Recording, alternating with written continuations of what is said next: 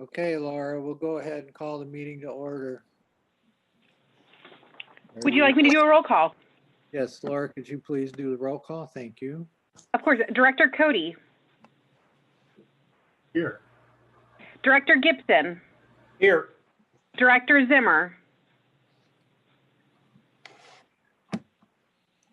Director Zimmer? I know he's here. He's got to unmute himself. Mark, can you unmute yourself, please? All right, well, and Director Oholsky? Oh, he just unmuted himself. Oh, okay, Director Zimmer? Yeah, I'm here. Thank you. Director Oholsky? Okay, present. So with that being said, we'll move down to board member comments number 3. I'm going to go ahead and take that over right now. First of all, Mr. Heimel can't be with us today because he's having medical issues. It's not COVID related, but he was unable to join us today. So as a result of that, I'm going to continue. Well, Ron Munz is going to stand in his stead, and we had a conversation earlier today. But we're going to continue a number of items on the agenda. So I just wanted to make everybody aware of that right now. The consent agenda will stay the same. The executive director's report will be gone. And then as far as items number 6, we're going to keep 6A, B, and E, and the other items will be continued to the next meeting when Dan's able to attend. Now, because of the Brown Act requirements, I just want everybody to be aware of as we go down the agenda. So even though we're continuing 6C, the public is still allowed to comment on that particular item as we go by that. So that's where we are today. I just wanted to give you an update on that since Dan can't join us. Obviously, we can't get an executive director's report.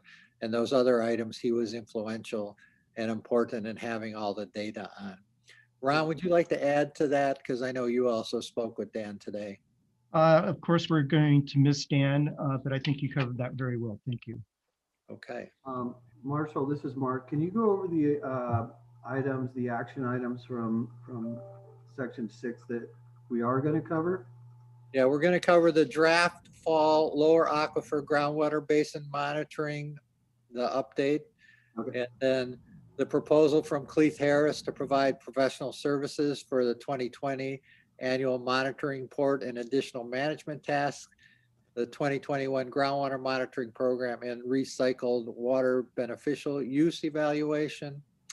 And then 6E is the Wild Coast Farms water offset program. Okay, got it. Thank you. Okay.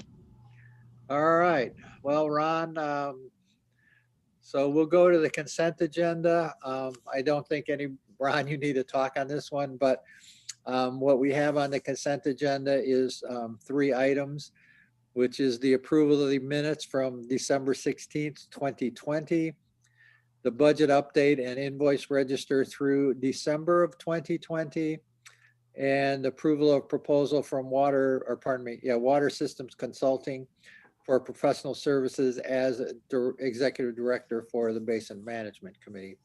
So those are the 3 items on the consent agenda. Does anybody want to pull one of those items before I go to discussion? Okay, seeing nobody want to pull it, does anybody have any questions or comments before we go to public comment? No questions or comments from me. This is Mark. None from S&T. Bruce, you got anything? Nothing, no comments on consent. No, I'm ready. You're going to take public comment. Yes, I have to take public comment. So Laura, can we go ahead and move on to public comment? I see that Jeff and Lindy want to have public comment, but could you go ahead and handle that for us, please? Of course. If you would like to make a public comment and you're on your phone, *9. And if you're on your computer, please raise your hand. All right, Jeff, you just have to unmute yourself. Thank you. Good afternoon. My name is Jeff Edwards. And with regard to the consent agenda, given that Mr. Heimel's not here today, I would ask that 4C be continued to the next meeting. Thank you.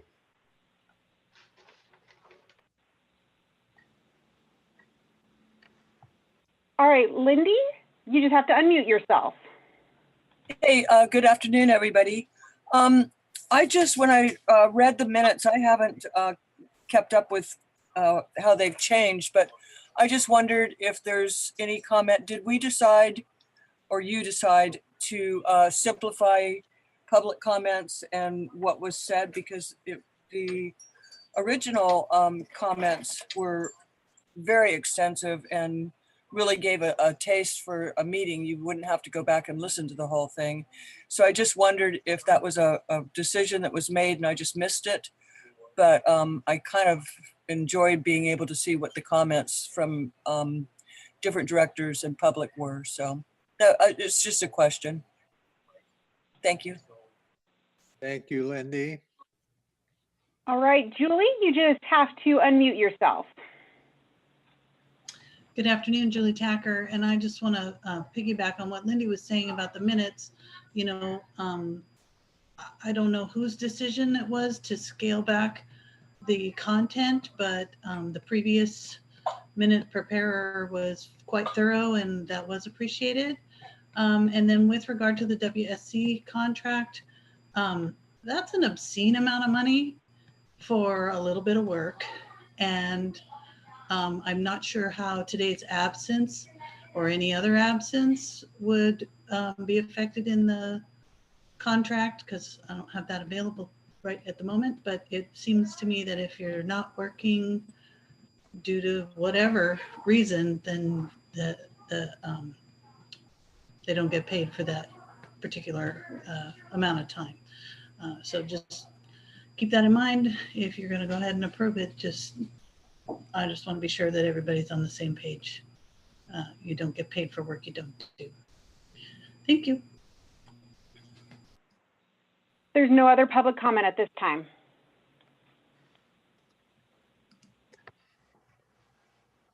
Mr. Chairman, I'll move approval of consent.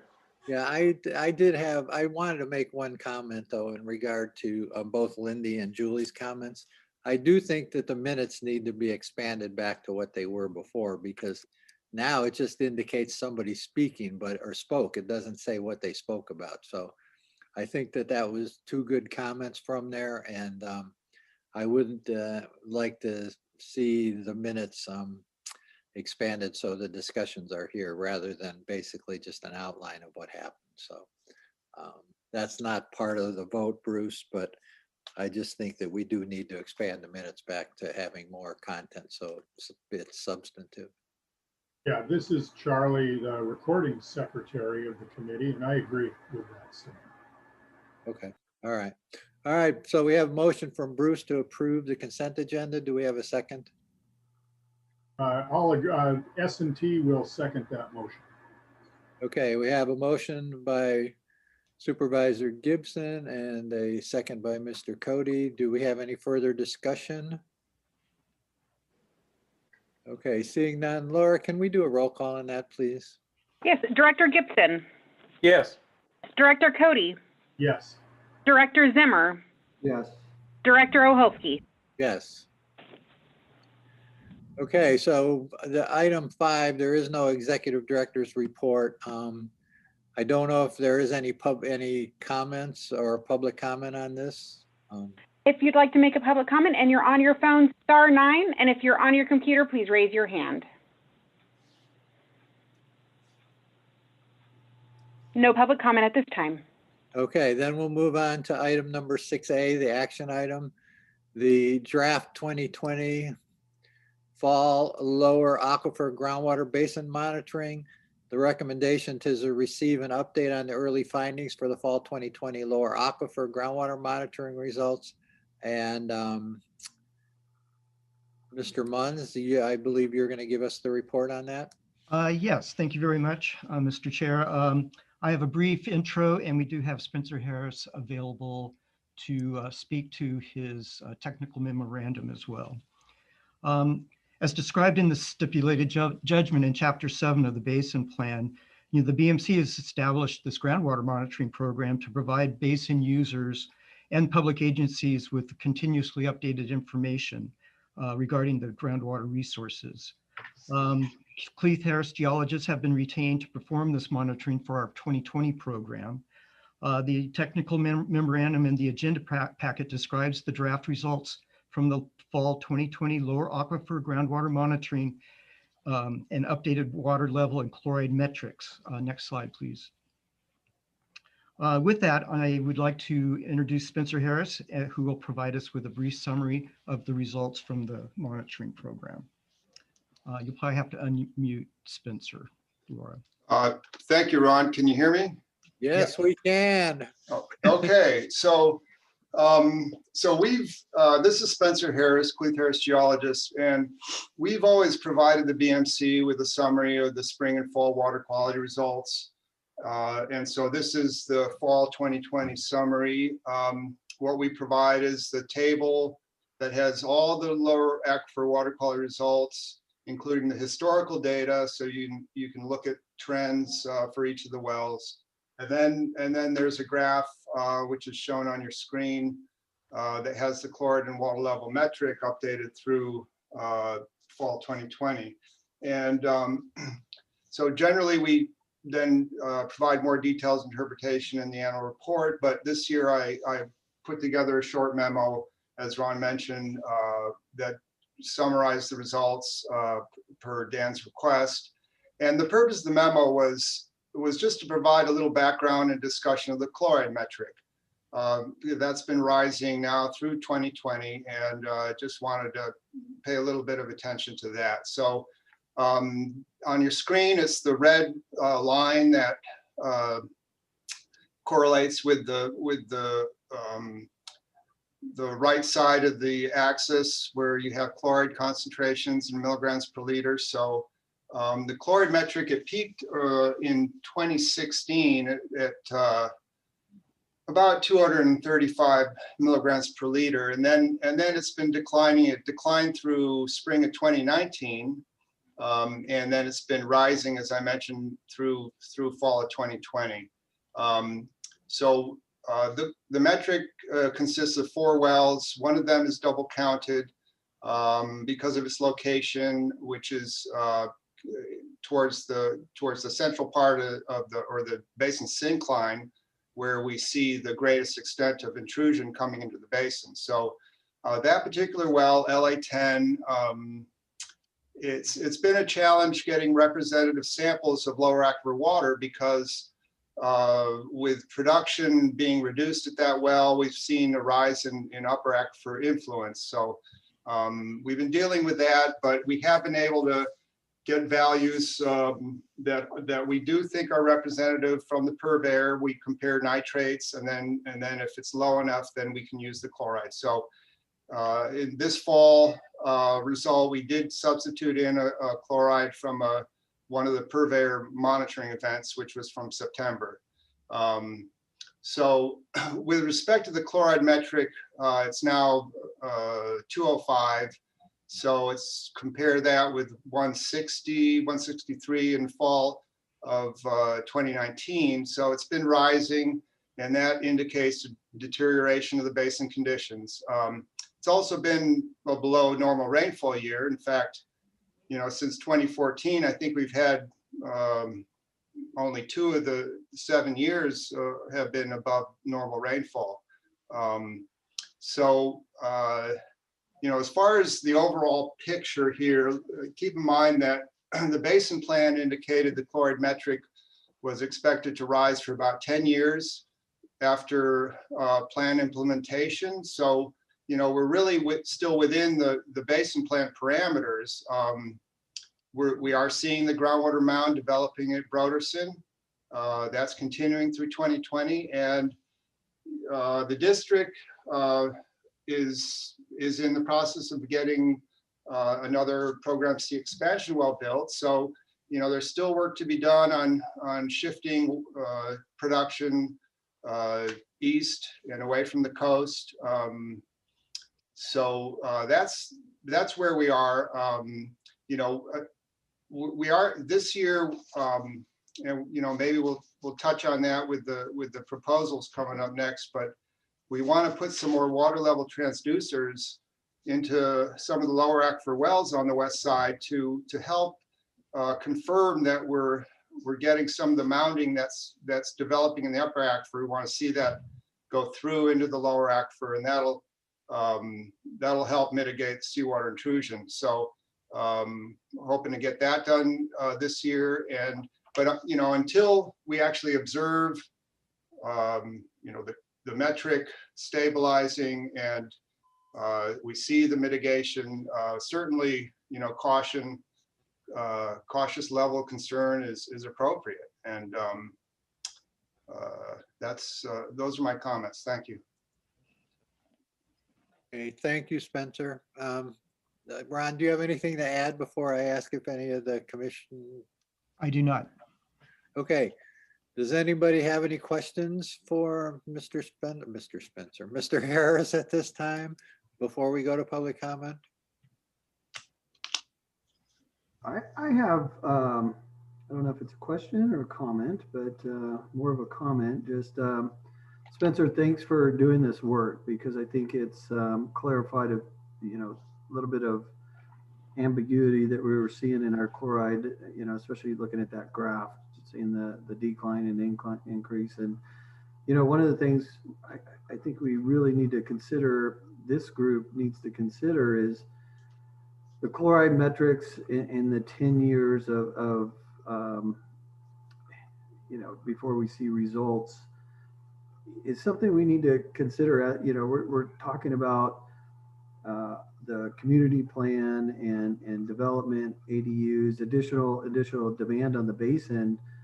How does that play into the chloride metrics? Really, I see that as an overarching metrics for what we're trying to achieve, is to stop seawater intrusion. And so if we're expected to see this for 10 years, how do we put that in perspective with our considerations for ADUs and additional demand on the basin?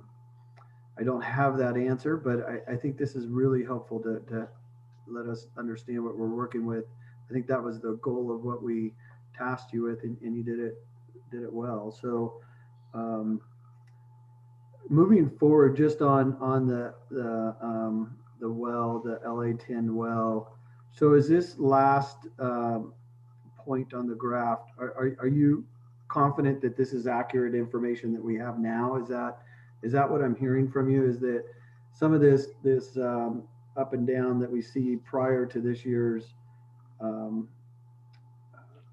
analysis may not be accurate as it portrays in the graph, but that last point we've gone through and verified and have a pretty good expectation that that's accurate information. So I think moving forward, yeah, you can see that trend's going to still increasing, but is there, I guess the second part of that is, before we hit that 10-year mark, are we supposed to see a stabilize? Are we expecting to see a stabilization? And then, one of the things we got to look at is the projects that we're implementing. All of this is contingent on the projects that we're implementing. We have shifted our wells. You mentioned that it was in correlation with the completion of the wastewater project, but what about with the moving of our wells and our pumping? How does that impact the 10-year projection? So just a little bit more depth on what we anticipate moving forward, because we're making these huge decisions right now on additional demand of the basin. And so do you have any indication on when we would see some stabilization, and has the shifting of the wells, or the relocation of the wells and the shifting of the pumping, how does that impact that 10-year projection? Well, Mark, let me first address your question of accuracy. We've every one of those points, we've vetted the chloride at LA10, and we did this back in 2018, Appendix J, and then since then we've been substituting as needed. So all the points are accurate with respect to presenting the metric. Now, that being said, what is being represented compared, if you compare it to other wells, other metric wells, the pattern is similar at LA12, but it doesn't show that it's quite a wide fluctuation. And then 2 other metric wells are fairly flat. So, this is a compilation. This is a picture of an average of 4 with 1 double counted. So, it's the data is as accurate as we can get it, but the trend is being influenced by the construction and the management of LA10. Now, with respect, excuse me? No, nothing. Go ahead. I'm sorry. Okay. So with respect to, stabilization and how can we see around that corner? That's why I want to put the transducers in, so we can get into the lower aquifer, so we can see those water levels. That's the key, is being able to see the early evidence of the mound penetrating through the aquitard, the regional aquitard, and starting to support those water levels in the lower aquifer. And that may be taking place now. We just have to get the instruments there to detect it, and then we can we can be a little more at ease on this. With respect to shifting the wells to the east and so forth, that is a major part of the mitigation and the plan. So how does that affect the timing?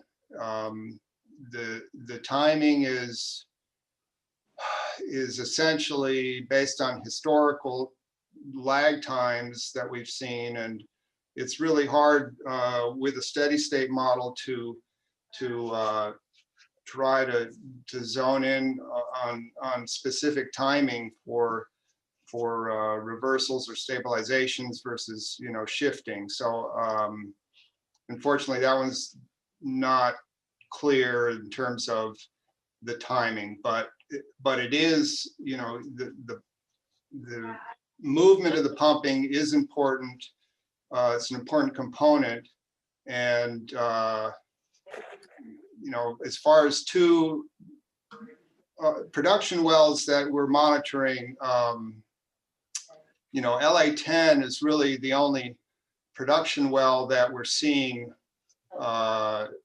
the chloride rising in terms of the intrusion. The other production wells are fairly flat.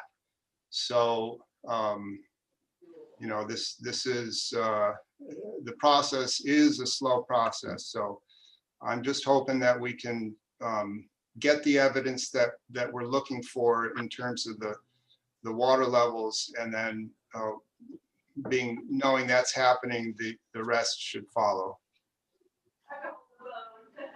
Okay. Anybody else have a question for Spencer before we go to public?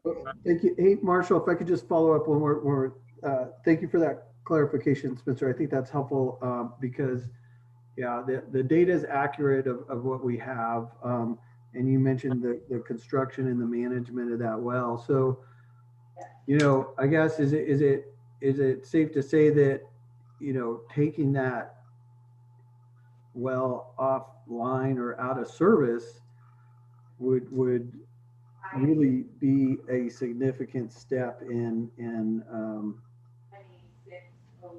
what we're seeing in this metrics, right? So just to clarify, that's what I walked away with, that the LA10 is double counted, and we're seeing the significant chloride levels are coming from that well. So really, that must be the contributing well that is having a dramatic impact on chloride or seawater intrusion at this point. Is that a fair statement to walk away with that assessment? Yes, that's fair. I would also add that, yeah, LA10 is a well that would be, in theory, phased out in terms of production and shifting, and it's a good location. As far as moving forward with the metric, we're going to be looking at metrics and maybe a solution to replacing LA10 and trying to get a metric that isn't as volatile, for that one location. It would be nice to get a monitoring well, maybe not on that particular parcel, because you would always have that issue of the upper aquifer influence, but somewhere between LA10 and Palisades, somewhere maybe along the right of way of Broderson, down where it's just a paper street. There's certainly some room and would be a suitable location to replace LA10 going forward. In the meanwhile, we can look at we do have a new monitoring well at Lupin, nested well, and we're going to try to reevaluate the chloride metric, not because it's not giving us good information, but just because LA10, as it does phase out of production, won't be possible to really get representative water qualities or lower aquifer water quality from that well if it's not being pumped at all. You can't just purge it in a day and expect it to be representative. So, Thank you. Do you have more Yeah. comments? I was Yeah, going to public. I wanted to go to public comment. Yeah, I have just one quick question. Spencer, LA10 is the only production well of the 4 used to form the metric? No, there are 3 wells, production wells, and 1 monitoring well currently in the metric. Okay, and what's the one monitoring well? That's LA12, which is on Pasadena Drive, Right. adjacent to the bay. Right. Okay. I've got some comments. I think we really do need to rethink the whole construct of the metric as it relates to the sustainable yield of the basin. But I'll save that for commentary afterward. Okay, but could you call me back later today? That'd be great. Okay, thank you. All right, so we'll go to public comment then. If you'd like to make a public comment and you're on your phone, star 9, and if you're on your computer, please raise your hand. Jeff, you just have to unmute yourself. Thank you, Jeff Edwards, and I would like to speak to item 6A. And Mr. Harris mentioned the Broderson site, and also he mentioned the Broderson mound transducer installation, which it will come up in the next item. And I certainly support that, because as one of the main tools in combating seawater intrusion, the Broderson site has always been held very high in that regard. And presently, well, let me rephrase, at our current pace of loading Broderson, it could be another 10 to 15 years before we know what's going on there and whether or not that water is able to be pushed through the clay lens into the lower zones D and E. So, and I've made this comment before, but we're not loading Broderson the way we need to. Currently, or as of November, it was just a little over 400 acre feet had been discharged at the Broderson location. And it has the ability to take considerably more water, even if you include what will be sent there in December. We need to be loading Broderson about 500 acre feet a year to create the kind of mound that will demonstrate whether or not we can see a push through the lens. And we have wells, monitoring wells downstream that if somehow Broderson is overcharged, there'll be daylighting downstream and that will be detected. And then the discharge at Broderson can be throttled back. But we need to do a better job managing the Broderson discharge site. Again, it's the #1 tool we have now for basin management and effluent discharge for the wastewater project. So we need to sync up the wastewater project, its discharges with the basin management and how we're trying to demonstrate what Broderson can do or what it can't do. If it can't do what we want it to do, then we have to maybe go a different direction. But like I said, we may not know that for another 10 or 15 years. Why would we want to wait that long when we have the opportunity to load Broderson at least 500 acre feet per year? And that water would come from sea pines, by the way. We're giving water to sea pines. I'll just conclude by saying there is no reason we cannot load Broderson. There's no coastal development permit condition that limits it, no state revolving loan fund condition that limits it, or USDA loan, or state water resources control board. There's no reason we cannot load Broderson. This committee needs to implore the county and its utility division to do just that. Thank you very much. All right, Lindy, you just have to unmute yourself. Hold on, it's giving me. This one's was not as bad as the last one. Have you had your second one? Have you ever? All right, Lindy, you should be able to speak now.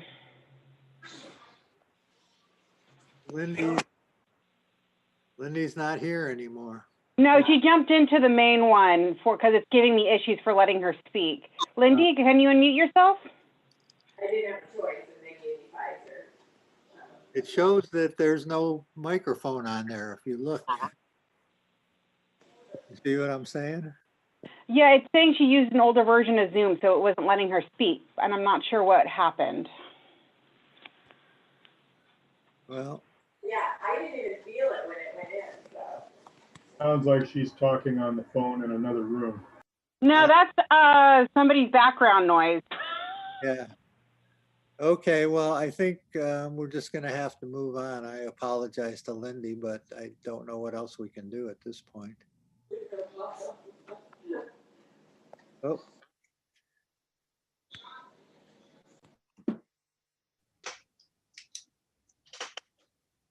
Can you hear me now? Yes, now we can finally. Oh, yeah, no, I had no way to unmute. Nothing came up. So, Lindy Owen again. I really agree with Mark Zimmer, and I would urge caution because it doesn't look like we're making much progress with the seawater intrusion goals. For Spencer, I've always had this kind of logical question. By moving the wells to the east, it doesn't give us more water. It just slows down how fast we empty our aquifer, correct? And because it's not a closed system. You've got recharge from the creek valley, so you do induce more proportionately from the creek valley and less from the ocean as you move east. Based on the rain input that we get, so Yeah. So another question that I've always wondered is if it's going to take another maybe 10 years to see if the Broderson loading actually creates the pressure to push through that aquitard and get into the lower aquifer. Do you have measurements of what's in the lower aquifer below where you expect that mound to eventually push through? Because I have wondered if that's not saltwater intruded, and with seawater rise, I don't see how you could this may be all water that was used for a purpose that won't work because it already has seawater intrusion in it. So it's a question. So Spencer, we're not going to do a back and forth here. Well, Lindy, when you're done talking, we'll have Spencer answer your questions, please. Okay, those are my questions. But I think urging caution because that is our main goal, is to stop saltwater intrusion. And I don't want to see any growth until we're sure that we've got this under control. Yeah. Thank you. All right, thank you. Any other public comment? Okay, seeing none, we'll bring it back. Spencer, do you want to respond to Lindy's second question, please? Um, I'd love to. The, I guess, I mean, no response could be a response, you know? Yeah, no, I no, I'm think just trying to remember exactly where the question was. I think it related to if we're you know putting basically throwing good water after bad, if where it's going is going to be intruded, and so it's not really going to help. And really the most of the intrusion that we're seeing is really in zone E, and the Broderson Mound's going to push through from C into D. That's still very good quality water, even on the west side, most of the west side. So I don't think we're risking commingling too much of that water. But you know, it's not all certainly towards the very west portion near the golf course and so forth. Even zone D is seawater, but I think it's appropriate what the plan is for Broderson. Yeah. Okay, thank you. Yeah, Bruce, were you going to say something? yeah, just a couple of comments, and really is not so much for this item, but maybe for future work. Is I really think we do need to thoroughly review the construction of all the metrics, but particularly the chloride metric. And the first thing that I note that I would is that it seems to me we need to have some understanding of the responsiveness of any metric to the inputs to the basin, specifically precipitation. You know, Spencer touched on it, that we modeled safe yield on the basis of a steady state model, which I think is appropriate because we're looking at 20-year averages. And so we look at the 20-year average rainfall. We can, you know, do projections and estimations of what it's going to look like in future years, but we establish the safe yield of the basin based on the long-term view. The metrics, however, there's a lot of suggestion that they respond on a much shorter time frame. And I think the fundamental thing here is that argues for the absolute need for us to establish a transient model in order to properly manage this basin, because you know we are managing this basin to get through times of excess water and a lack of water. We need to be able to manage this basin through expected droughts, which are in the 7 year, I think, or 5 to 7 year range. So first and foremost, in understanding these metrics, I think we really need to accelerate our movement to a transient model. The rest of it, I think, also begs some reevaluation. I mean, first and foremost, we need to make sure that we are absolutely certain of the reliability of the measurements coming out of each well. You know, that we have corrected or somehow eliminated the influence of things like upper aquifer water, that we actually know what we're measuring and we have a sense of that. And Spencer spoke to that, but I think it's something, some more work on that needs to be done so we don't have to worry about that anymore. The other thing is I look at the geographic distribution of the 4 wells. You know, I'm wondering, does that one number that gets derived off of those concentrations actually characterize the entire basin as to our ability to sustainably make use of the safe yield? And one thing I did just for fun to try to understand the construction of this metric was plot the time series of each of the individual wells. And it's interesting, you know, there are wells that are flat. There is a well that gradually rose and then it seems to have leveled out, although there's some variation. And so, you know, I heard Spencer, you know, talk about the importance of LA10. because of its alignment with certain geologic aspects. But, you know, when you double weight that well, that dominates the development of the chloride metric. So I'm, you know, while I'm absolutely of a mind, we need to understand and adaptively manage, understand the basin dynamics and adaptively manage to it. I'm not sure that this chloride metric is giving us information that's really that useful. I may be wrong on that, but you know, I can see in the individual plots how some of the trends there, you know, very much dominate this. And the question is whether that's a localized effect or whether that means a great deal to the overall productivity of the basin. So I'm very much of a mind we need to sort of go back to square one on these metrics and set out some management goals and construct metrics that will feed our management goals appropriately. I completely agree with you. This is Spencer.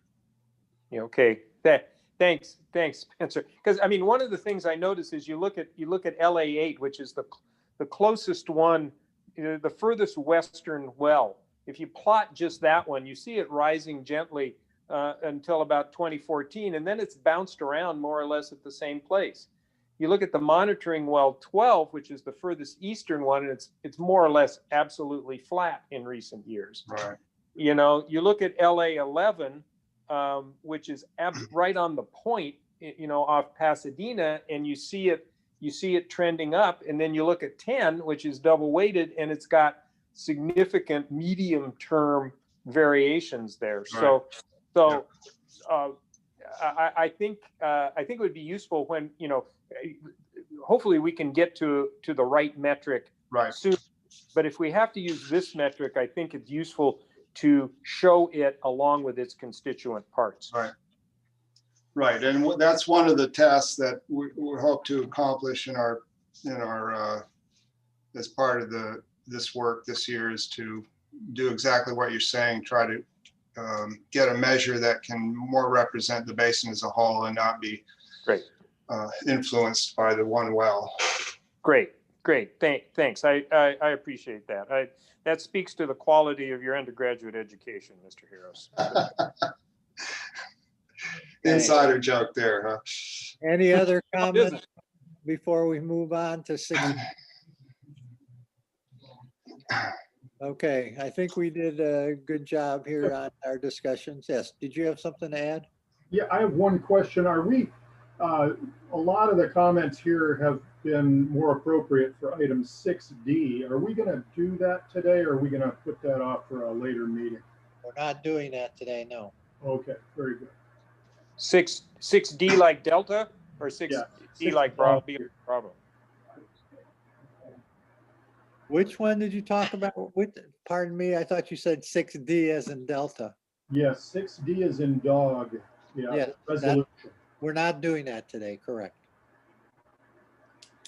Okay, so with that, then we'll move on to 6B, which is the proposal from Cleith Harris Geologists to provide professional services for the 2020 annual monitoring report and additional management tasks, the 2021 groundwater monitoring program, and recycled water beneficial use evaluation. The recommendation is to approve the proposed scope and fee for hydrogeologic services for calendar year 2021 to be provided by Cleith Harris Geologists in an amount not to exceed $123,000. So Ron, do you have anything to add to that? Yeah, I have a brief presentation to kind of set up the discussion for this.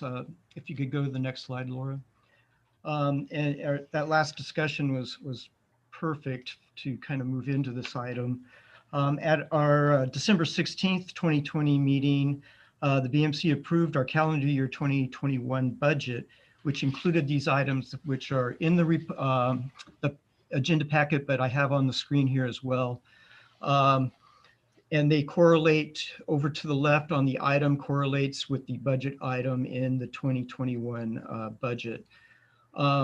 As you can see, we have our usual semi-annual seawater intrusion monitoring, the 2020 annual report, and then the new items were our planning initiatives, regarding recycled water beneficial use evaluation.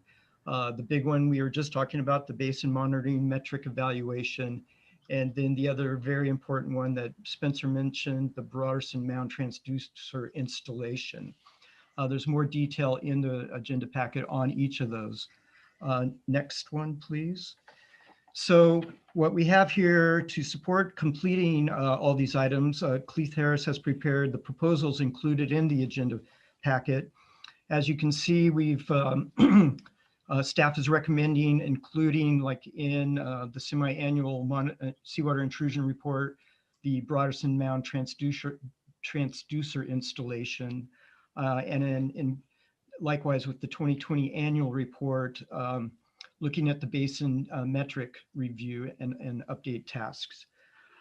So what we have is proposals on each of the items. That were a priority in our 2021 budget. This was done to streamline the invoice processing. A summary of those costs and the descriptions of those tasks, as I mentioned, are included in the agenda packet. As noted in the staff report, the BMC may choose to consider proposals separately, but staff is recommending that that we approve all of them concurrently. And if approved, a single contract would be prepared for work similar to last year. And with that, Spencer is again available if we have questions on the specific elements of the proposals. Yeah, so do we have any questions before we go to public comment, please? And I know, Charlie, you got to step away at 2:30, but so. Yeah, coming up pretty quick, and Chris Gardner from our office will take over. Yeah, do you have any questions before we get into this discussion so I can get you on the? I appreciate the work the staff has done on this. This is represents a lot of careful work, and it looks good to me. So I think S&T will approve this. Okay. Do we have any other questions before we go to public comment? I know we have some people who want to make public comments. Okay, we'll just go to public comment then and have a discussion afterwards. So Laura, could you? If you'd like to make a public comment and you're on your phone, *9. And if you're on your computer, please raise your hand. All right. Lindy, you just have to unmute yourself. I was able to. Hi again, Lindy. I just had two questions. One, I wonder if these costs have gone up from last year, just out of curiosity. That's one thing. And then number 9, it says recycled water beneficial use evaluation, the opportunity to increase the amount of water sent to the water resource facility, water recycle facility. What do you consider opportunities to increase amount of water sent to the sewer? Is that growth? Those are my questions. Okay, yeah, we'll talk, Spencer. We can answer those after we get all of the public comment. All right, Jeff, you just have to unmute yourself. Thank you. This is Jeff Edwards. And in connection with item 6B, I really don't see a necessary involvement for Cleith Harris geologists in connection with the recycled water beneficial use evaluation. I mean, we've studied this ad nauseum, where to take the water. We know we shouldn't take it to Sea Pines. It should go to Broderson. And by the way, my question never really was answered from the prior item, and I would appreciate an answer. We need to load Broderson to make sure it works the way we think it's gonna. The water's being wasted at Sea Pines. We don't need anybody to evaluate this, let alone spend $15,000 on it. The other thing we don't need to do, and Laura, I'll ask you to pull up my photographs. Thank you. This is the multi-million-dollar gift of public funds to the Goodwin property at the end of Blue Heron View Lane in Los Osos. This property owner has very little water, And the county has spent, again, millions of dollars to provide him 10 acre feet of water per year. I will tell you that the cost of that 10 acre feet to generate is $70,000. Sorry, strike that, yes. And his cost is $1,100. So it doesn't make financial sense to give water away. And I wish we could have got the money back from the over mile long pipeline that the county paid for and is reflected in our capital costs and or rates and charges. Excuse me. So let's not give water away to dryland farmers. Let's not give it away to sea pines. Let's test Broaderson out and make sure it works. And we don't need any additional analysis to draw those conclusions. Lastly, I'm unclear if the basin monitoring metric evaluation is still part of this item. I see that the semi-annual seawater intrusion monitoring has gone up a little bit. That's fine. And the annual report is fine. But I don't support this idea of a basin monitoring metric evaluation for another 15,000. So save 30 grand, maybe you've already saved 15, and don't have Cleeth look at these recycled water beneficial use. Thank you.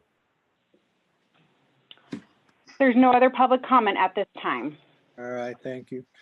Hey, Ron, do you want to talk about this or do you want to have Spencer talk about this? I think on the, Spencer, go ahead and talk about how the concept of increasing the amount of recycled water from the so excuse me.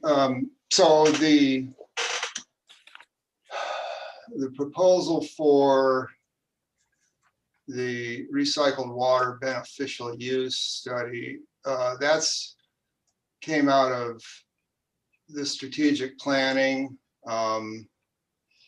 And, you know, back when we first, and Jeff's correct, we did, there has been a lot of work on recycled water disposal. And there's been, you know, we did rank recycled water options back when the sewer project was being formulated, and we had mitigation factors for different disposal options. That was using the equivalent freshwater head model. And so since then, we've had some other options, the creek discharge option, and we're also, to get to Lindy's point of trying to augment that recycled water with either supplemental water from the upper aquifer. So that would be stormwater discharge to the sewer inflow, or from the upper aquifer, from upper aquifer wells, or there's also possibly an option to utilize the recycled water pipeline, portions of which are not currently in use for routing upper aquifer water to some of the schools where you could have that water would be appropriate, as well as recycled water for use. So I don't I don't believe that growth was one of the components of augmenting water to the sewer plant. It was mainly trying to capture water that from the upper aquifer or stormwater and routing it there. So you know, I mean, I'm sure Dan had some summary of the strategic planning efforts that were done and how this fits in with that. But, you know, I do get questions from folks who are interested in understanding, you know, if we have water, how much of the water going to Broderson is going to benefit versus, you know, sea pines versus somewhere else. And on a standpoint of a ranking, that's fairly well established, but it's not really quantified in terms of a relative amount. So, on planning for specific acre feet values where, how much something is a greater benefit versus another disposal option. And so I think this is going to put some of these rankings that are more just in terms of, greater to least preferable, to quantify those so people have a better understanding of how much better Broderson is than another option.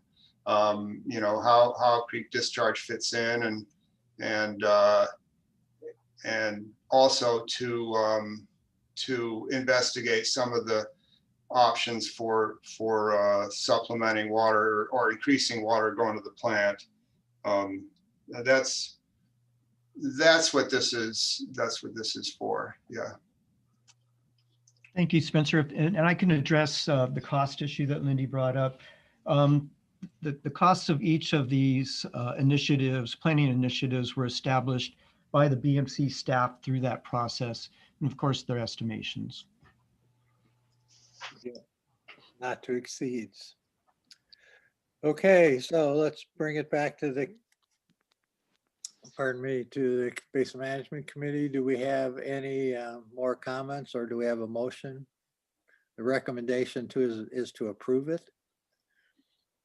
Bruce will make the motion to approve staff's recommendation. Thank you. Is there a second? S&T can second. Okay. Oh, Charlie stepped away. Yes. You want to introduce yourself? So Laura has, for the minutes, we have the correct information here, please. Yeah, this is Christopher Gardner, and I'm on the S&T board. Okay, thank you. Okay, so we have a motion and a second. Is there any further discussion? All right, can we have a roll call, please, Laura? Director Gibson, Yes. Chris Gardner, Yes. Director Zimmer, Yes. Director Oholsky. Yes. Okay, then with that, we'll move on to items 6C for public comment. We will not have any discussion here, but if there's any public comment, please raise your hand. We're required to do this under the Brown Act because the item's on the agenda, even though we're continuing it. All right, Jeff, you're able to speak. Yes, Jeff Edwards, and I'll be brief, but I'm not sure why your committee can't take action on this item. It's a rather simple matter, simply moving general public comment up in the agenda. It's a no-brainer. I don't think we need to bother Heimel with this or take any more of his time. Why doesn't this committee just move to direct staff to restructure the agenda, putting general public comment at the beginning or near the beginning, as most agencies do? So with that, I'd ask you to do just that. Put it to bed. Thank you. All right, Lindy, you're able to speak. Lindy Owen again, and I support moving the public comment up a ways. I think it brings in other issues that could be considered as you go through the rest of the agenda. So I would support doing it, and I agree you could do it today, I think. Thank you. All right, Julie, you just have to unmute yourself. Good afternoon again, Julie Tacker. And I've attended thousands of meetings, certainly hundreds. If public comment is at the beginning and not at the end, you actually have less of it. Because when people sit through a meeting, they get fired up. So I think it would actually make your meetings go a little faster.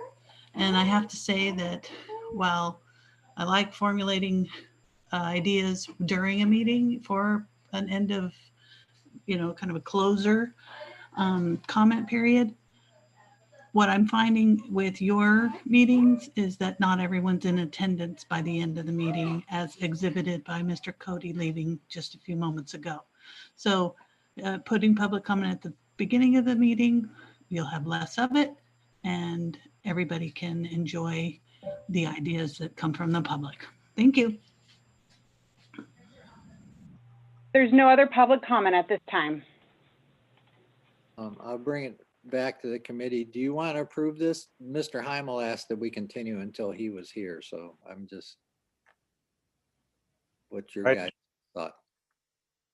Well, this is Bruce. I would respect his wishes. Frankly, to me, I think the chair should be free to structure the agenda any way he sees fit for any given meeting.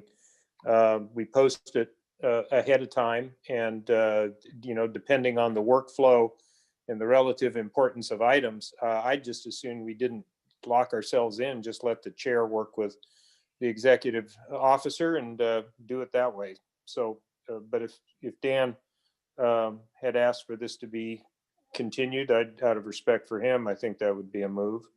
Yeah, and I like what you just said, Bruce, because there may be meetings where it's more appropriate to move it up, and there may be meetings where it's more appropriate. Right. So I would recommend we simply table this and move to that approach. Okay. Anybody else have any comments? Yeah, I'd agree with Bruce on that one. And then also this may be a time to direct staff to include more of the minute Right. substance, along with this item. So we can look at restructuring our minutes at that point too. Well, I'll tell you what, I mean, based on, and I know Bruce knows, I mean, when we have our pre-agenda meetings, me and Dan to go over this, I mean, we can just structure it on a meeting by meeting basis, depending again on what's on the agenda. So I think that makes the most sense, what you said, Bruce. So if I understand what you're saying correctly. Yeah, I mean, we put out an agenda to do particular business as required by the Brown Act. It seems to me that's the purpose, the main purpose of the meeting, and I'm happy to take general public comment. But I think there's an argument, and I'll leave it in the chair's hands, that says let's get our agendized business done first, and then we certainly can take public comment. So, but I don't feel strongly one way or another about it, and would prefer to leave it with the chair. Okay, I think, yeah, just leaving it to the chair and the executive director probably is the best approach at this point. But we'll take no action on this today. So let's move on to item 6D. Excuse me. Sorry, I'm having trouble talking here. 6D is to formalizing the process for implementation of the adaptive management plan. The recommendation was to approve the proposed approach and resolution for formalizing the process of implementing the adaptive management plan, or provide alternate direction to staff. Obviously, since Dan's not here, we can't really have a substantive discussion on that. So if anybody have any comments, otherwise I'm going to go to public comment on this item. Okay. Oops, go ahead. I'm sorry. No, I was just going to say, Marshall, if you're pulling it off the agenda, it'll show up again. We can take public comment then. Yeah, but under the Brown Act, we have to take it today. Trust me. Any other item that's agendized, we have to. That's like, yeah. Anyway, so let's go to public comment on this item, Laura. If you'd like to make a public comment and you're on your phone, star 9. And if you're on your computer, please raise your hand.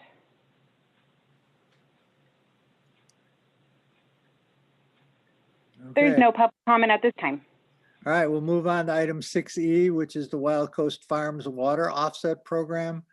The recommendation is to receive a presentation from county planning staff on the Wild Coast Farms Water Offset Program and provide direction to staff.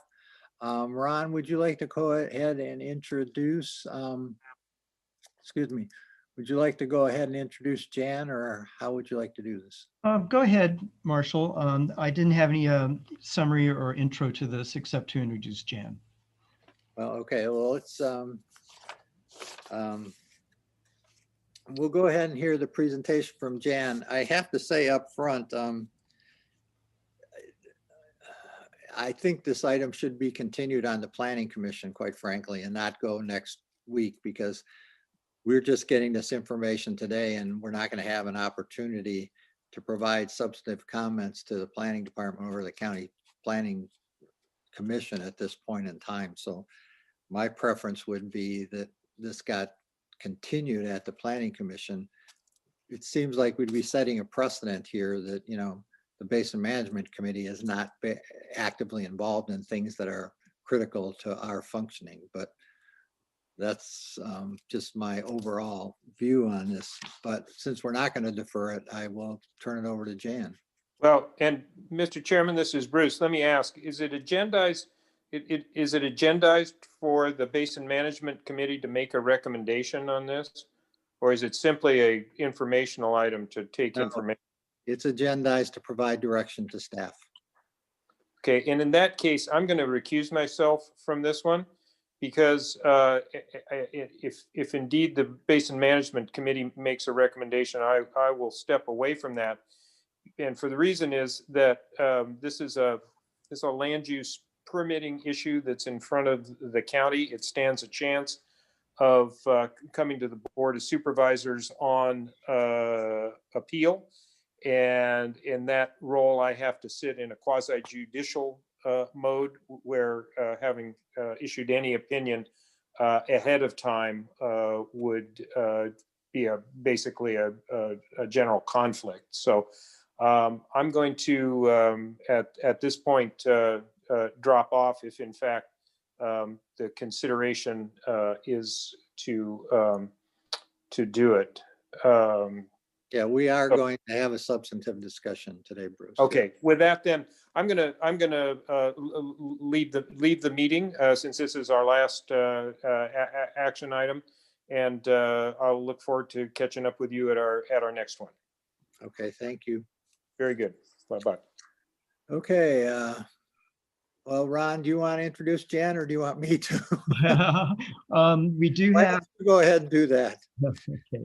From County Planning, we have Jan DeLeo to provide us with a presentation on the Wild Coast Farms Coastal Development Permit and Development Plan.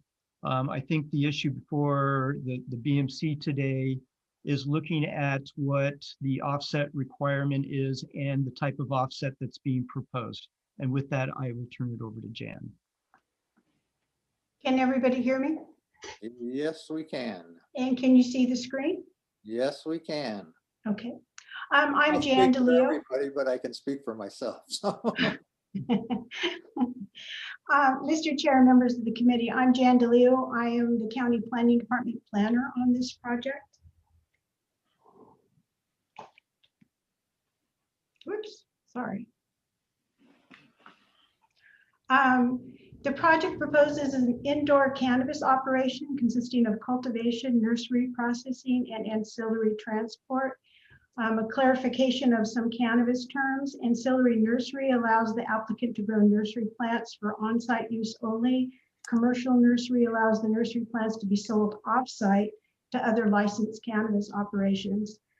Cannabis nurseries are allowed to propagate seeds and non-mature plants only. Ancillary processing of cannabis includes such items as drying, trimming, storing, and labeling of the cannabis grown on site. And ancillary transport allows the applicant to transport cannabis grown and processed on site to testing facilities and to certain license types as specified by state law.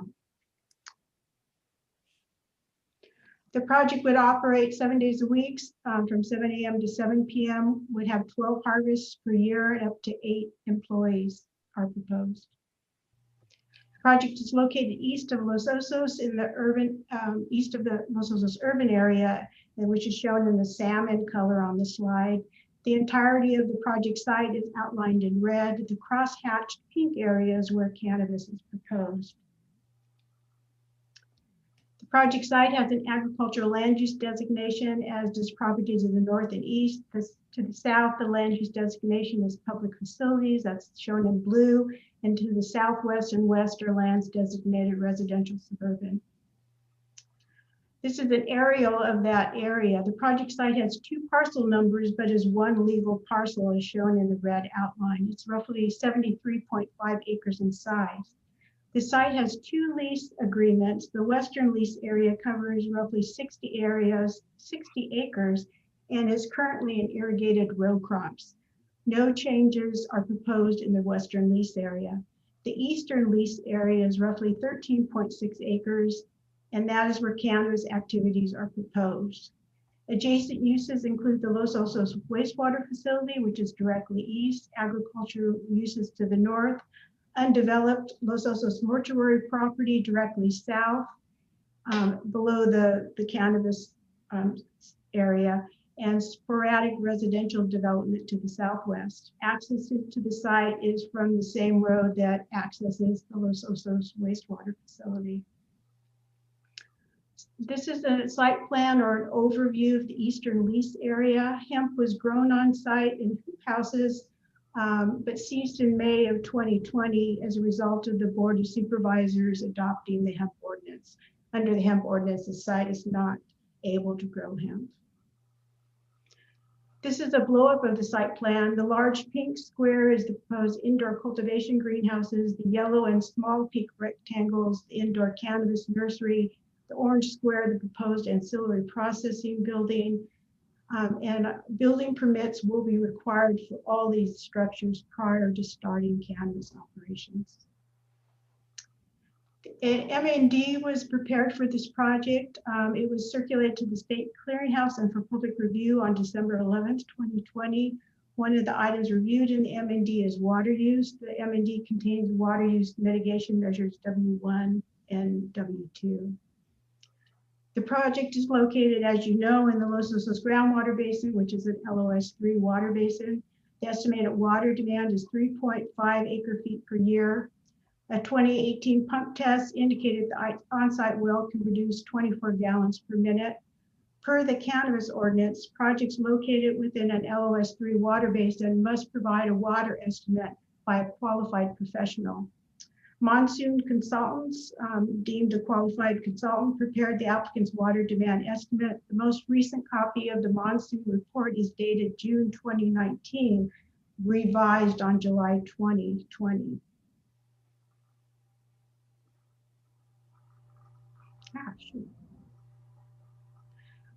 Mitigations within the MND and conditions placed on the project require that prior to issuance of a building permit, again, all of the proposed structures will require a building permit. The project must obtain approval of a water conservation plan that will achieve the required water offsets, an offset of 3.5 acre feet per year.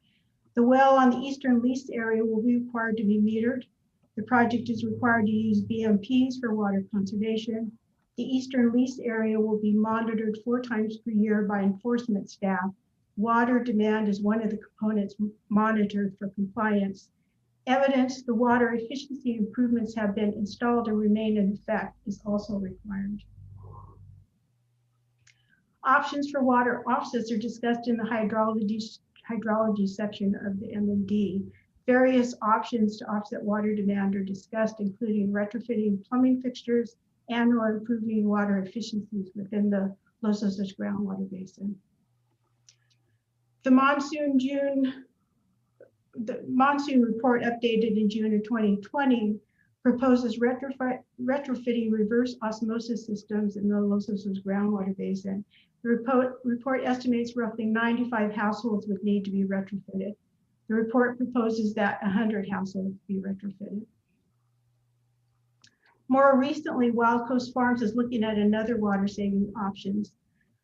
No revised or updated water report has been prepared for this option. This option would replace or upgrade the irrigation system on the western lease area. So in this area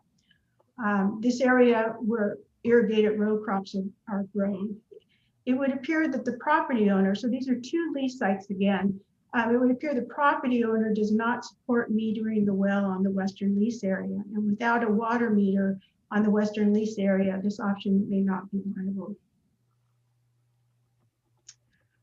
The Ag Preserve Review Committee and the Los Osos Community Advisory Committee have both reviewed the project and recommended approval. This project is scheduled for Planning Commission review on January 28th, 2021. Staff is recommending approval. And I would note that this project has been complete for processing since April of 2019. I have provided updates to the BMC through Carrie Brown and Kylie Hensley periodically regarding this project. And it's somewhat a shame. Had I known that the BMC wanted a presentation, I could have done this quite a while ago. So if you have any questions, I am available for questions. Okay, thank you, Jan.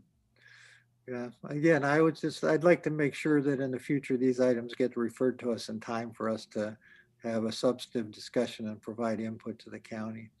So does anybody else have any comments here before we go to public comment? Yeah, this is Mark. I know we just took down the presentation, but I was hoping we could go back to a couple slides talking about the monsoon report and what are the offset programs and what was. She's putting it back up here, Mark, just a second. Okay. I think it's like the second to the last or third to the last slide. I can't get it to. My computer's just it's not. So monsoon. So.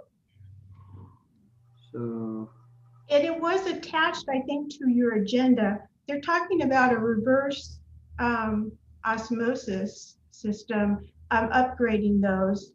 And Adam Kirshner, I believe, is here, and he could maybe talk about that in more details.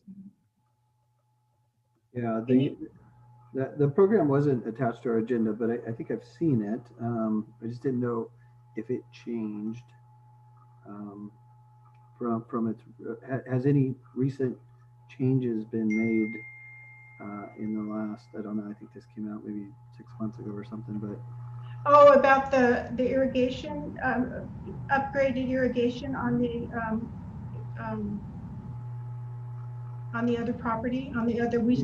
Yeah. So that was a new one, and so you mentioned that needed a meter, and the property owner. It might not be viable because the property owner wasn't in favor of putting a meter on as well. Is that right? Yes. So what we've been discussing, so what we had originally asked Wild Coast Farms to do is prepare a revised report when they came up with this idea. And one of the components we've been stuck on is that the landowner doesn't want to have the well metered on the western property. And without that verification that there's actually a water savings, there are some concerns by county staff. Yeah. Okay. And then as far as the reverse osmosis, can you go to that slide, please? So I don't know if you could just give a brief overview of this again. Like I said, it wasn't attached to this agenda. I didn't have an opportunity to go back to the previous agenda and actually go through the report in detail, but what is the basis for this offset? I believe it's a 2-to-1 through reverse osmosis upgrades or change outs, and there's some special characteristic of the actual system itself. Is that true or? Yeah, and the report, and again, I think I looked and the report was attached to this agenda, but they go into more detail about the systems and how the current systems, reverse osmosis systems, lose water and how this could make it more efficient. And again, I don't know if you want to, the applicant could probably explain it in more details, but it is in the report as well. Well, it might be helpful because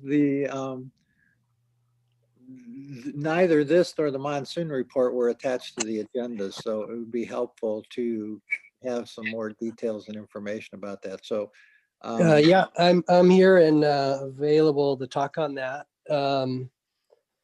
The pump system that I had proposed was what you call permeate pumps, and essentially it builds up the pressure. It's a return pump that builds up the pressure within your reverse osmosis system that reduces the wastewater. So an average, RO system could be wasting 3 to 1. This special pump that's, it's an $80, it's a simple, small mechanical pump, no electricity, a pressurized pump is involved, and it reduces your wastewater to roughly a 1-to-1 ratio. So it does save quite a bit of water. But when we were really looking at the reality of finding 100 homes that are using RO, the nuts and bolts of this idea could potentially be a deal breaker. So my second plan, which seems much more viable, and I do have the one issue with the property owner and the old-time farmer that leases the land from him to do the row crops. So essentially that area, so I'd like to kind of transition over to this offset plan because I do feel like in the next few days, I should have a finalized hydrology report kind of clarifying this idea. But essentially, the western lease area is being irrigated with overhead sprinkler system, the standard field sprinkler lays that you see. And I've walked the field. I've seen all the nozzles are basically giving out, they're all a certain size and they give out a certain amount of gallons per minute. So what I'm proposing is to put on, it's a simple screw off the tip of all of these sprinklers as a whole, a certain size. So I'm proposing to replace the tips on enough sprinklers to offset our water use. And the 63 acres that's being farmed, the math, I reduce the one tip size down will reduce me roughly a half a gallon per minute per tip. So the time they spend irrigating throughout the year, if I replace roughly 150 tips on there, probably 5,000 to 7,000 individual sprinkler system, I can achieve my offsets very easily. And if I spread those new tips out throughout the entire field, it won't be a noticeable reduction to the farmer. So what I don't want is for his crops to suffer. But if I'm only swapping out one out of every 15 tips, there's a really great chance that the overlap from all the other sprinklers around it, the shouldn't be a noticeable reduction to the farmer. Yet with a very simple mechanical solve, I can achieve that 3.5 acre feet per year pretty easily. So basically I need to, so to get that to work, I do have to convince the old timers that it's safe to put a meter on the well. And they have their own long-standing historical reasons for not wanting to meter the well. They're essentially, afraid the county is trying to limit their water over time.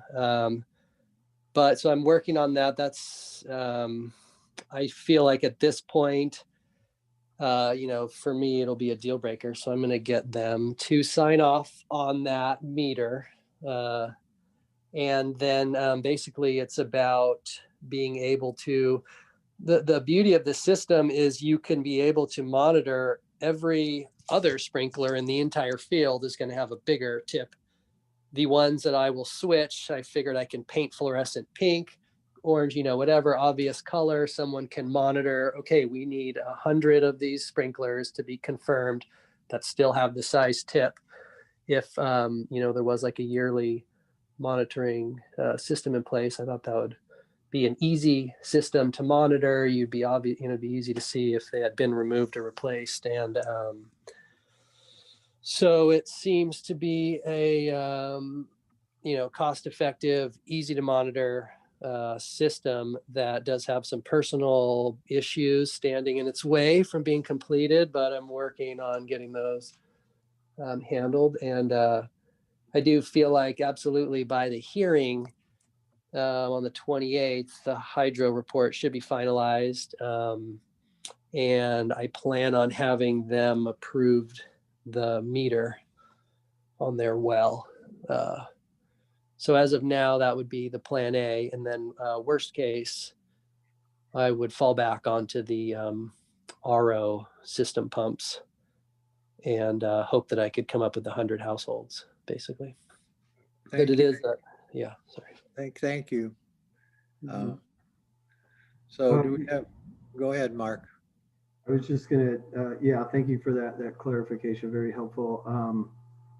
One of the, I got a couple questions. So the first one is have we ever done this kind of a irrigation modification program as a offset program? And then you mentioned, so we have a couple things that need to come into play for this to be a viable option. Mm-hmm. One is the signing of the landowner. We understand that you know, that's out there. But then you also mentioned monitoring, you know, the field and who is going to be monitoring this, and is that going to be a yearly? Does this plan include like a written proposal of what this plan, the details of the plan? So, you know, you have to have that monitoring, and then you know, sprinkler heads, I mean, they're going to break, they're going to get changed out, or they get changed out with the same type of efficiency head. Is there a formal proposal that outlines this plan in detail, I guess, that you're going to present to the Board of Supervisors on the 28th? Actually, Planning Commission, but I think that's a better question for county staff rather than well, yeah, those answers will kind of determine how we direct our staff. Jan, can you maybe address the question whether these would be conditions of approval and how the long-term monitoring would be handled? I think that's the starting point for Mark's questions. Okay, yeah, so part of the conditions, again, they require a water conservation plan be approved by county planning. I was going to suggest that if the BMC has some concerns with how that is eventually approved, that one of the recommendations from the BMC could be that they'd like to review and provide input on that water conservation plan before the applicant implements it. So again, that would have to be, the water conservation plan would have to be approved prior to the applicant obtaining any building permits. And all the cannabis structures will require a building permit. So that would have to be in place and approved, and it would be implemented by a qualified professional. So similar to how the toilet retrofit went, a plumber, a certified plumber would have to indicate that they installed this and use their license or whatever. All cannabis projects are permitted for a 5-year period of time, and they are required to be monitored 4 times per year. So enforcement staff will go on site, make sure they're not growing cannabis somewhere they said they're not. They will check the well and make sure, record during each visit the amount of water being used on the eastern lease area. If Adam is able to convince the western lease area to participate, then readings of that well would occur as well to confirm the water use has decreased on the western lease area. So those are some of the, I don't know if I answered all the questions. I think you did a good job. So if I'm understanding you correctly, the Water Conservation Implementation Plan could come back to the Basin Management Committee once the project's approved, but prior to Implementation. The implementation. So yeah, that addresses my concern, quite frankly, about us not having an opportunity to make substantive input. So I appreciate that comment very much. So Mark, I'll turn it back over to you. But I guess I got a disconnect there. If it's already approved and it comes back to us, does our comment have any substance at that point, or is it just we're just making that comment? So the water management conservation plan is not approved at this point. The conditions require that a water conservation plan be approved. So what he's provided at this point if you will, is a schematic of what he's proposing to show us that the offsets are available. And right now, all it shows is the offsets are available through this RO program. But before he can pull building permits, he will have to have that water conservation plan approved that actually shows what he's proposing to do. And so if he ends up proposing, for example, the upgraded irrigation system on the adjacent property, it would be spelled out in the water conservation plan. It would be subject to county approval. And what I was saying is that it could also, one of the recommendations could be that it also go to the Basin Management Committee for review, in a sense, for them to bless it. And then once he gets that water conservation plan approved, he would be able to pull his building permits for his cannabis project. So what the Planning Commission is reviewing is a proposal for an offset program. What the Water Conservation Plan does is give you the blueprints for exactly what would occur. Or how it's being implemented. Yes, so they're laying out the parameters of what needs to be met now, and then how it gets implemented could come back to us, Mark, once he has a final plan. Got it. Okay. And do you need something from us, the BMC, clarifying that or not? That we're in line with that approach? I would think you'd make a motion to potentially recommend approval of the project with the caveat that you would like to review and comment on the water conservation plan before the applicant is able to pull building permits. Okay, thank you for that. So do we have any other public comment before we go, or pardon me, do we have any other committee member comment before we go to public comment? Yeah, this is Chris Gardner from S&T. One of the questions we had was, again, it sounds like he's putting the RO on the back burner because of the difficulty of finding 100 homes. I just wanted to make sure that, to ensure that those actual, if that happened, that there are actual homes that needed retrofitting, and they weren't just people taking advantage of like, hey, I get an RO system for free. Because it's our contention that the water that all three of the purveyors produce do not need RO to begin with. And the other one was a question about whether or not this, I guess it would be the Western property, had ever received any, if it had used any water offset credits already.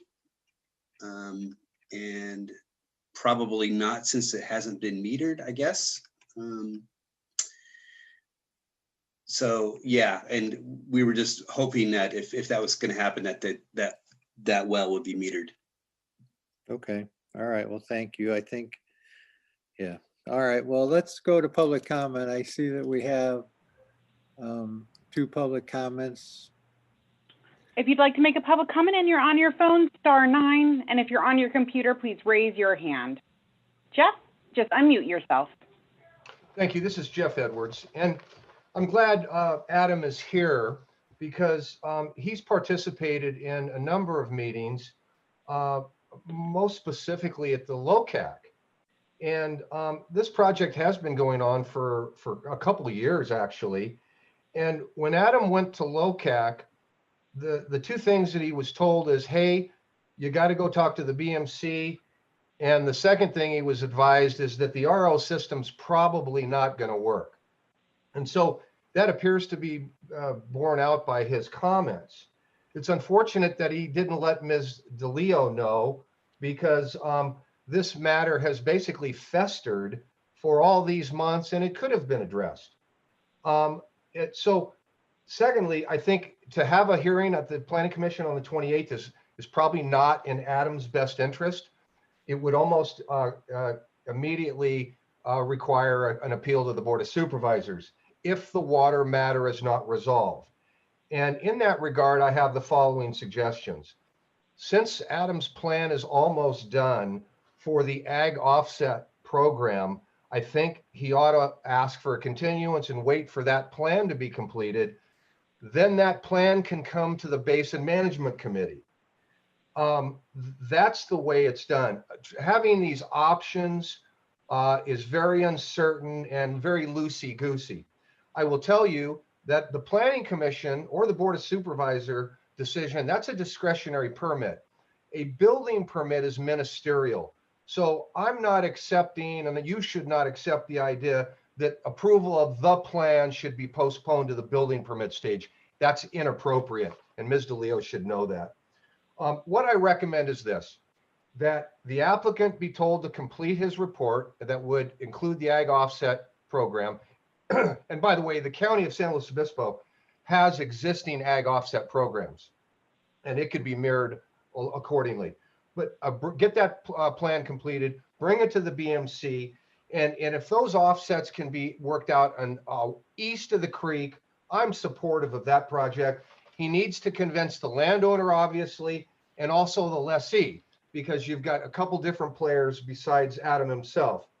So not only do the cannabis operation need to be metered, but the ag use needs to be metered to verify savings. That's how we know that the proper amount of water is being saved. Right now it's 1-to-1. It could actually be elevated to 2-to-1. That's probably another consideration you should take up. But also, lastly, the donating property where the water is conserved not only should be metered, but a deed restriction should be recorded to memorialize the agreement until such time the cannabis ceases to exist. Thank you very much. All right, Julie, you're able to speak. Good afternoon again. And, you know, this project has gone on for a long time. I know I sent the earlier version of the monsoon report to the Basin Management Committee back when Rob was still your executive director. And I asked you all to look at it. I think he even brought paper copies to the community center for you all to look at. I know Jeff and I both brought it up a couple times since, and I'm really disappointed that Mr. Heimel issued an agenda packet without the report for you to look at. So thank you, Jan, for following up on my question yesterday and making sure that it was attached. But it was not attached until 5:18 last night. So some of you probably didn't see it or haven't had the time to digest it. So that's really unfortunate. Just sort of as an aside, Mr. Kirchner grew a considerable amount of hemp last year, and there was no offset. That was a new water use on land that didn't have that kind of water use in the past. With regard to a meter for the westerly well and the westerly grower, if the meter were to, if the well were to go out of commission tomorrow and he needs a new well, the new well would be required to have a meter. So I don't think a meter argument stands with the property owner. You know, a new well would require one, so that day will come no matter what. Through the ag ordinance, or through the cannabis ordinance, the Board of Supervisors has the option to up the offset requirement to whatever they want. I would ask that you ask that the approval bodies, starting with the Planning Commission and then the Board of Supervisors and the Coastal Commission after that, that it is a 2-to-1 offset. If Mr. Kirchner was going to build a house on that property, he would have to do a 2-to-1 offset. Just like any other developer, so should he. I prefer the ag offset versus the reverse osmosis offset. We just had a conversation a few minutes earlier about the wastewater project still needing water flow. And if he reduces it by 7 acre feet like it should be, that would impact the wastewater project. I would ask that if today you don't come up with a decision on what you're going to do as a board, that each of you go home to your purveyors and come back with a recommendation, a letter, something to the Planning Commission by next week, maybe asking for the continuance, but maybe it's just putting in these items: offset, 2-to-1, use the ag option. Julie, you've hit your 3 minutes. Thank you very much. All right, Lindy, you just have to unmute yourself. Hi again, Lindy. I had a chance to spend an hour plus looking over some of the offset numbers for this. For instance, Mr. Kirshner's suggesting that that each person that lives in the house, 2 people supposedly in the house, that their water usage is 120 gallons a day per person, amounting to 240 of domestic use. That is extremely large. That's a large amount of water. Those of us in the basin or inside the prohibition zone, our target is like 70 gallons per day per person. So that one bothers me. 630 gallons of water that they will not do sheep grazing with. I don't know where that came from because I don't see any fencing for sheep in the past or currently. 295 gallons per day offset by reducing their erosion control. Those are all questionable issues to me. Another question, another question might be this well that he would be using is in the middle of the ag area. So I don't know if that well is predominantly going to go straight to his hemp production or if it's shared water, some of it would be used on the crops that it sits amongst. So I think the metering is extremely, needs to be done in order to see how much water use in the future comes from that project.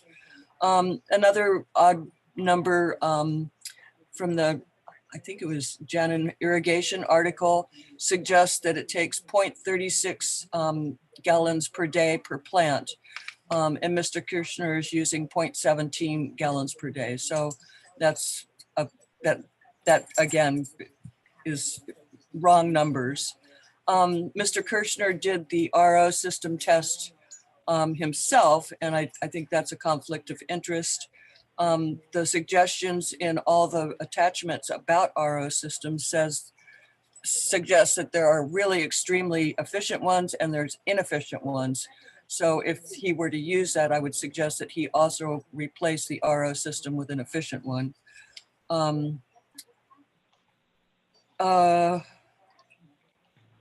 Yeah, so I guess I wanted to know if that well is proposed to be used with metering and if it's shared with the irrigating of the western portion of the property. So those are my concerns. I think a 2-to-1 offset is really needed also. Thank you. There's no further public comment at this time. All right, thank you, Laura. So I'll bring it back to us. What do we want to do here? Mark, I'll start with you since you have the most experience of this. All right. Yeah, I think, you know, there is a lot of inconsistency and unknown right now. I think our recommendation to our staff should be to request a continuance, have county planning request a continuance to the planning committee, allow Adam time to complete his report, and then bring that back to the BMC, and we provide a letter of support at that time. But to provide support right now, I can't. I don't know if I could approve that. Okay. So I can turn that into a motion, or I don't know if. Let's see what Chris, can we get your input on this? Well, S&T again is mainly concerned about, overall health of the basin and, providing good, clean water to our existing clientele. And I don't think we have enough information on this now to take any action. Okay, so you're in concurrence with Mark then. So Mark, you want to make a motion then, Mark? Sure. I'll make a motion to recommend to staff to file a continuance with the planning committee, and then for our staff to draft a letter to support that recommendation, and complete the report, the offset report that Adam outlined, and bring that back to the next Basin Management Committee for approval, or a letter of approval from the BMC. Yeah, letter of support, yes. Letter of support, yeah. Okay, so you're, if I follow correctly, you're suggesting that we send a letter to the county requesting that Planning Commission continue this item until we're able to have the final report from, until we're able to have the final report from Adam, at which time, assuming that he meets the requirements, we would then submit a letter of support to the county. Well stated. Okay, well, does legal staff have any comments on that before we take that as a motion? Any of you lawyers want to weigh in? Oh, I'm the lawyer, I'm sorry. Okay, I don't see Erica. I don't see anybody from the attendees wanting to weigh in. So we'll go with that motion. Do we have a second? Second, S&T. Okay. All right, can we have a roll call vote, Laura, please? Director Zimmer, Before I weigh in, I had Jenna reach out to me, and she said she would be willing to comment on that, Okay. but she wasn't sure how to speak, and I told her to raise her hand. Jenna, you just have to unmute yourself. If you're on a phone, you dial *6. Are you talking to me? Or is it Jan DeLeo? No, this Oh, is. no, Jenna. Oh, I'm sorry. Sorry, I really apologize. I have for another like 15 seconds, I have a screaming child, and then I can provide some direction. So I think the question was, can we clarify our potential motion and our legal question? Yeah, the question was, Jenna, is this an appropriate motion from a legal perspective? Now she. Oh, no, I'm unmuted again. Apologies for that. So I believe that the motion was to request to have the board, the BMC, submit a letter to the county requesting that this item be continued, and then reconsider this after we receive the water report from the applicant.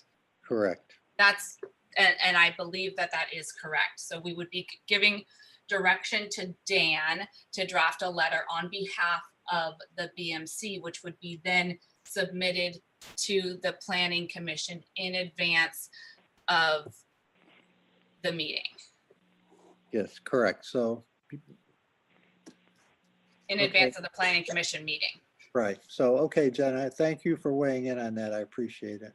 And I appreciate that. And Chair Hilsky, just so I understand what the legal, the question was, is it because the agenda item is just an informational item and to provide direction? Well, it says provide direction to staff. That's what it says, the last 4 words. So I just. Right. I think that it's sufficient that this can be direction provided to staff to draft a letter. All right. Thank you, Jenna. No problem. Sorry for the screaming. No, that's okay. I've missed seeing you. I haven't seen you for the longest time. You guys, we knew you before you had the baby too. So. I have 2 of them. Yes, I know.